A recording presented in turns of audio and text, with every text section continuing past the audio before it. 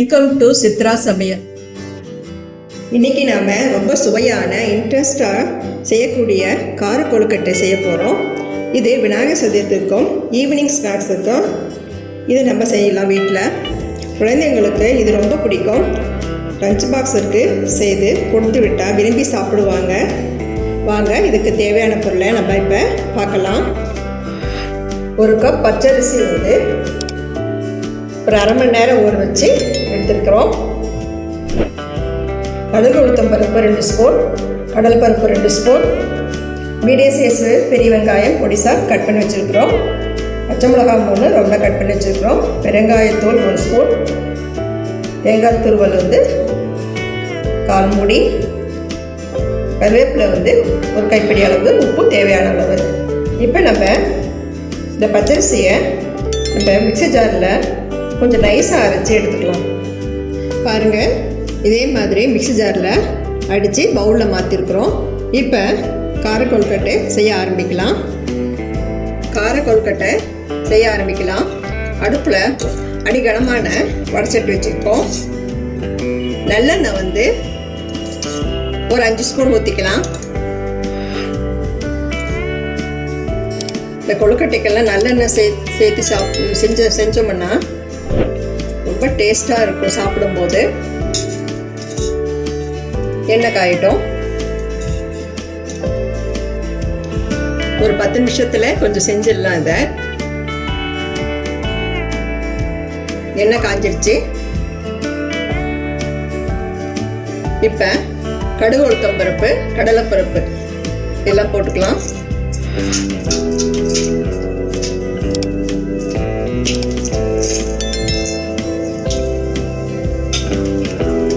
கடுகு உளுத்தம் பருப்பு போட்டோம். அடுத்தது கடலைப்பருப்பு புரிஞ்சு வருது. கடலை பருப்பு போட்டுக்கலாம். அடுப்பை சிம்மில் வச்சுக்கணும், இல்லைன்னா கருகிடும் பருப்பெல்லாம்.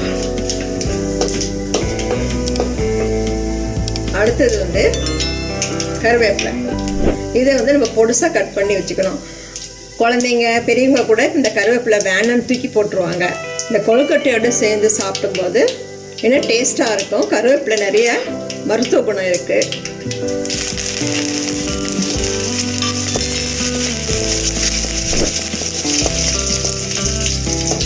அடுத்தது பெருங்காயத்தூள்.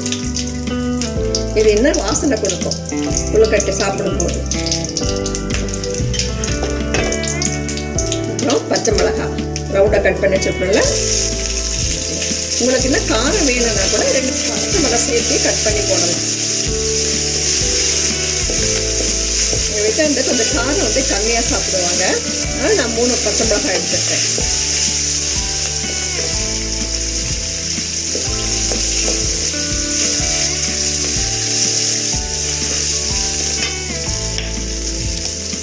வெங்காயம்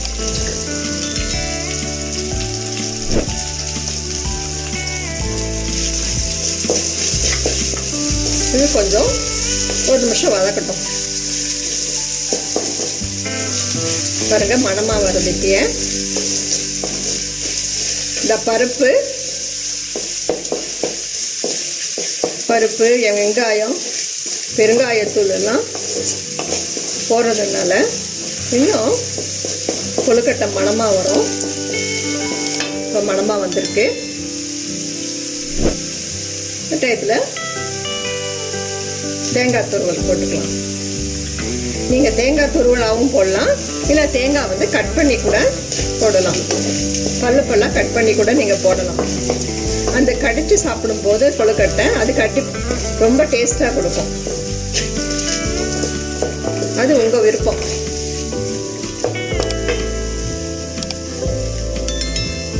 இப்போ மிக்சியில் அரைச்சி வச்சுக்குள்ள மாவு, பச்சரிசி மாவு, அதை ஊற்றிக்கலாம். கொஞ்சம் தண்ணியாகவும் இருக்கும்.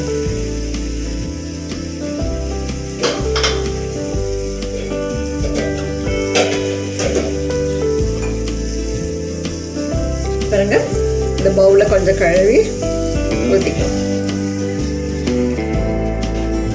இப்போ தேவையான அளவு உப்பு போட்டுக்கலாம். அடுப்பில் சிம்மில் தான் வச்சுக்கணும்.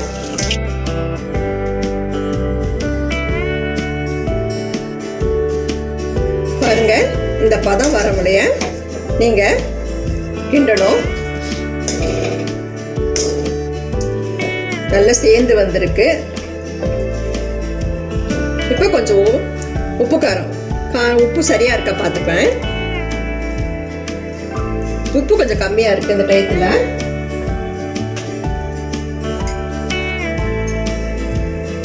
ஒரு 1/2 ஸ்பூன் போட்டு கலரிக்கலாம்.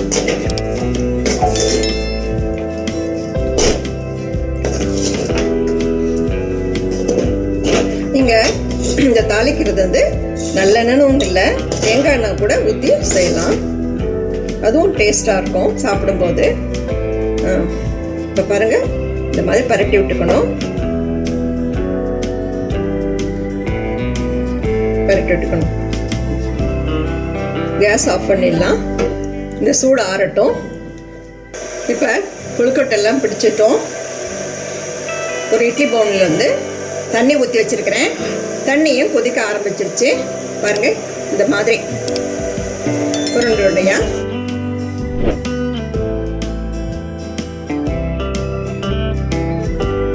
இதே மாதிரியும் ஒருத்தர் இதே கூட பிடி கொழுக்கட்டையாக கூட வைக்கலாமான்னு கேட்பாங்க.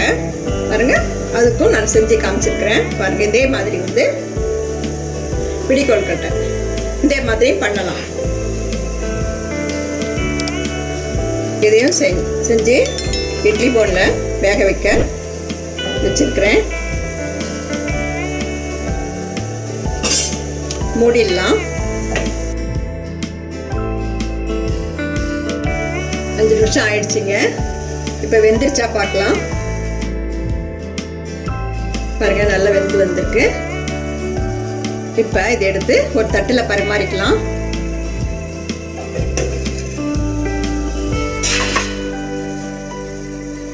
பாருங்க, ரொம்ப கம்மகமாக வாசனோட கொழுக்கட்டை ரெடி ஆயிடுச்சு. அடுப்பை ஆஃப் பண்ணிடலாம். கார கொழுக்கட்டை ஜம்முன்னு ரெடி ஆயிடுச்சு.